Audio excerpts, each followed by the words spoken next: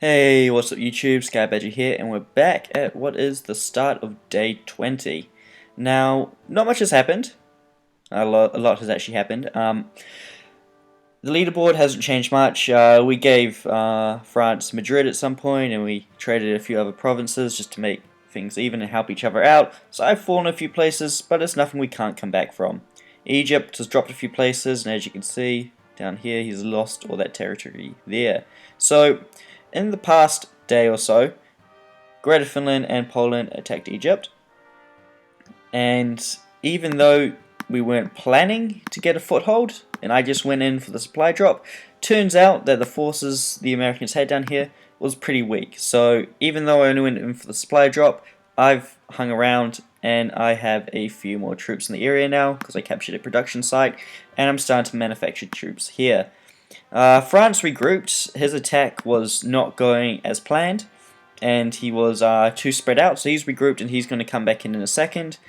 And at the moment, down here, I'm just running into the defense of this food territory, because at the moment, France is having major problems with its food, and as you can see, my economy is not faring very well either. So, making sure that we hold on to these food provinces is vital. So, why am I jumping in here to help defend it? Because he needs to keep his food high. I think I can defend this territory, seeing I have air support, and there is no anti-air here. So even though it is a injured troop, I'm going into a fortified area, and I'll have that bonus as well. So when that hits in a few seconds, it will hopefully deal damage, and then, well, it will deal damage, and then over time, hopefully I can dwindle it down. Or at the very least, I can damage it, and if it comes over here, I might be able to send some more troops in to support. Now, over here at the moment, there's one infantry marching towards here. This spot isn't actually too important, but I'm going to defend anyway because I can win this battle. Now, up here, I was originally going to send this infantry up here to kill the artillery, but I'm going to fall back to defend the territory I have down here. I wonder how much damage that did. Let's see. After we close the ad, because it should have hit. Click the refresh button. Yeah, so as you can see there, we actually dealt a fair bit of damage to that. That is quite a bit of damage there, and Air Force does not take much damage. So, like I was saying over here, I was originally going to send the infantry up to destroy that, and then hopefully clear out the city, but that's not going to happen. So what I'm going to do now is, this anti-air is going to take a beating, but what I'm going to do is I'm going to send it through Constantine to hopefully capture and make the most of what's here. I'm hoping that there is still some infrastructure so I can produce some light tanks or at least my own artillery in the area. And then I'm going to send it out of range down to here to catch food. And then if it's safe, all the way up to here. That artillery isn't in a very effective zone, and I should be able to pass through it without losing the unit, although it will come pretty close to dying. Elsewhere in the world at the moment, Poland and Greater Romania are having some pretty good success taking out Egypt, but Egypt, I haven't seen much of Egypt's troops yet, so I don't know. They might still actually, he might still actually be able to put up a good defense. But as you can see here, I'll be surprised if they get defeated. They have a lot of troops marching down, and even though it's not the full amount of troops they have, it's still a pretty large invasion force full of armor. He's going to need a lot of anti-tank to deal with this. So it'll be interesting to see how that goes. So over the past few days I've been working on our economy and trying to boost oil production, and I've done a good job of that. I've been building forts down here to increase the morale of these oil producing provinces, and it's slowly paying off. Because not only is it boosting the morale of these provinces, but the provinces around it, and is generally increasing the supply rate. Now, small inconveniences: when these cities or provinces got raided, they took out an airstrip, which France hasn't rebuilt yet, so that is limiting my ability to maneuver aircraft. If I wanted to, and if I could, I'd send some regular interceptors down to here, because South America, or the southern United States, is operating aircraft from a carrier somewhere in here. Although that unit there is only a destroyer, just hanging around at the moment because a Canadian convoy went off that way. And while my interceptors should hopefully, oh, I best move that one over slightly. While my interceptors should be able to pick it up and, well, kind of intercept it, I guess. I just want to play it safe and make sure we don't let anything else slip through. So back up here at the moment, we're not actually producing too much. We're producing a new battleship and we're saving up for the next one. I only need to build 5 more battleships and I'll be happy this game. For a map like this, you don't need any more than 2 large battle groups. I had to send this group off unfinished. For those of you that know my naval strategy, you know that I'd like 3 battleships, 5 cruisers, 8 destroyers, and 9 submarines. But sadly, I have to keep my submarines up here to protect, and I'm only able to send down this. And while it is unfinished, it is still a very dangerous unit to come across, and I plan to build 1 more of these. And then I'll hopefully be unstoppable. Oh yeah, and the 3 carriers as well. So you might think, you know, Sky Badger, what are you doing building that? Like, once you take out the Americans, you're not going to have much use for a navy.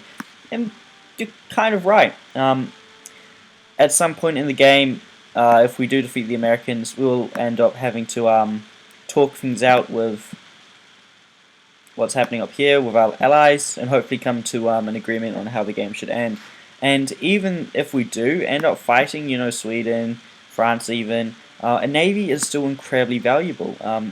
You know, everyone has provinces on the coastline, and just to be able to bomb them, get aircraft carriers up next to them, being able to fly in, that is a major advantage. Like, at the moment, if I had aircraft on my border, I wouldn't be able to hit targets up in here. But if I sent an aircraft carrier in, easy.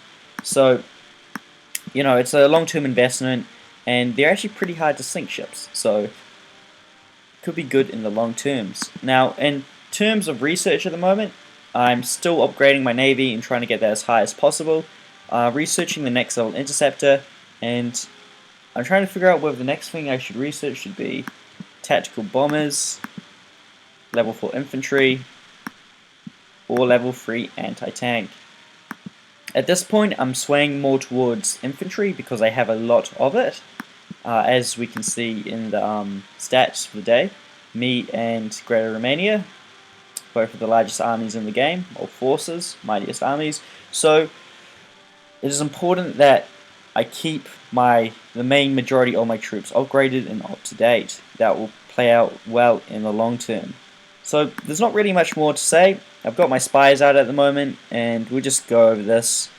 So at the moment we can see where he's got his spies, and we're just going to leave them there. Sometimes letting your enemy know what you're up to is a good thing. So as you can see, he's sending messages, and I kind of, have weird feelings about Egypt. Like, Egypt should have definitely joined the Americans, because there was no way in hell he was ever going to survive the game by himself.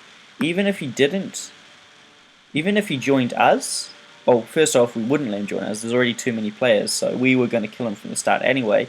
And the Americans, although in the end they would have had to have killed him, he would have came in 4th place instead of finishing where he is at the moment. He would have been much better off aligning himself with the Americans. I honestly don't see why he hasn't.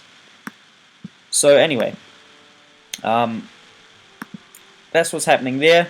This attack down here, I suspect, is going to be incredibly successful. At some point, though, they do have to cross down here, and he may meet and be able to put up a good defense here if he has the navy to do so. But from what I've seen, he doesn't. So his loss, not having a navy to defend down here. In terms of what's happening down here, me and France are slowly gaining the upper hand through, one production site.